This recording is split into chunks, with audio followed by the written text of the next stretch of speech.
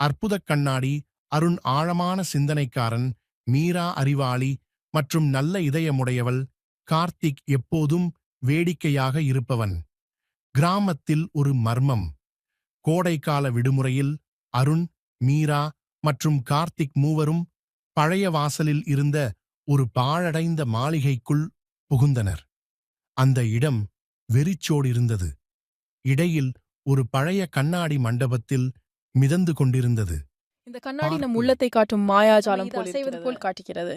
இது ஒரு சாதாரண சூழ்ச்சி கண்ணாடி இருக்கலாம். இல்லை. இதன் மந்திரம் என்னவாக அவர்களில் ஒருவர் இருக்கும்? கண்ணாடியைத் தொட்டவுடன் கண்ணாடியின் அதிசயம். திடீரென்று மூவரும் வெவ்வேறு இடங்களில் விழுந்து விடுகிறார்கள்.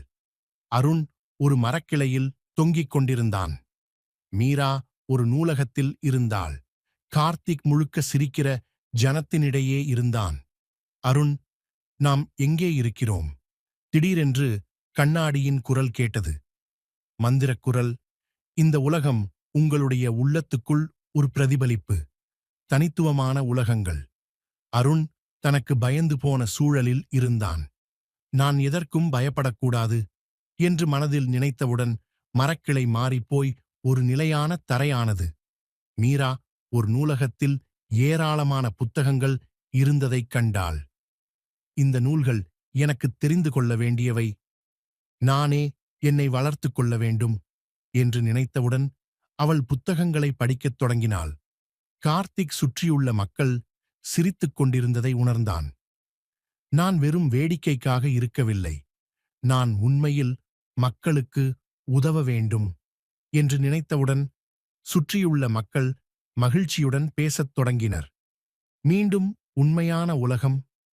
மூவரும் தங்கள் பயணத்திலிருந்து திரும்பி ஒருவரையொருவர் பார்த்து இந்த கண்ணாடி நம் ஆச்சரியப்பட்டனர். உள்ளத்தை காட்டும் மாயாஜாலம் ஆமாம். போல் நாம் இருக்கிறது. எதை கற்பனை செய்கிறோமோ அதை நிஜமாக மாற்றும் நம்மளுடைய கண்ணாடி. வாழ்க்கையையே நாம் அவர்கள் வடிவமைக்க மூவரும் கண்ணாடியை மீண்டும் தொட்டவுடன் அது மெதுவாக மறைந்துவிட்டது.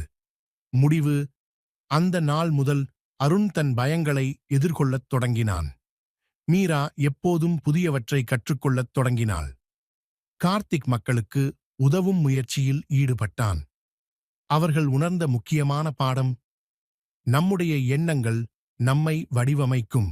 நம்முடைய உலகம் நம்முடைய மனதை பிரதிபலிக்கும்